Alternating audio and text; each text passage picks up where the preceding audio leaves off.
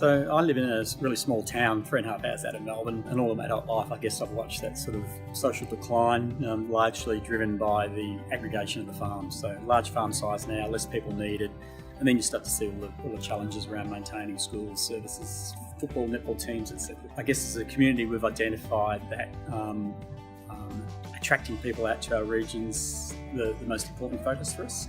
Our town was the pilot of the community banks, being an anti-bank community banks, and for a long time we would use the cash surplus we generated from that to sort of paint the school, paint the kinder, help the sporting facilities, but we realised keep painting the kinder until it closed. So we're more and more focused now on creating a story that will attract people to come and live with us and live and work and play with us in our region. So recently we've had some Colombians move out, so Colombian vets, Magda and Guillermo.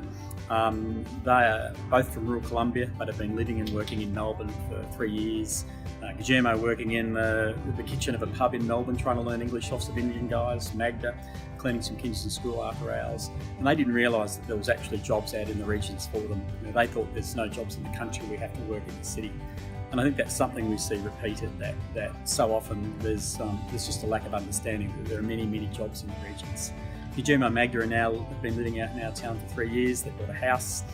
They've actually just bought their second house, and they're renting their first one now to their friends who have moved out, to other Colombians. So we're starting to see that beachhead, if you like, that's been established. There's a numbers piece, of course, so the more people we have in our community, the more viable the businesses are, the schools are, the sporting teams are, etc. There's a really important skills piece. So the fact that we now have some vets living in the community means we've started to look more at our animal production. It's predominantly a cropping area, but now we're able to utilise the skills of the vets and say, well, let's increase our livestock enterprise, which in turn makes our farm businesses a little more balanced. And then, of course, there's the cultural piece as well. Last Christmas, instead of the sort of normal Christmas carols, we had some South American music sort of blasting away on the deck. The enjoyment that brings to our lives in a relatively isolated rural area is quite significant.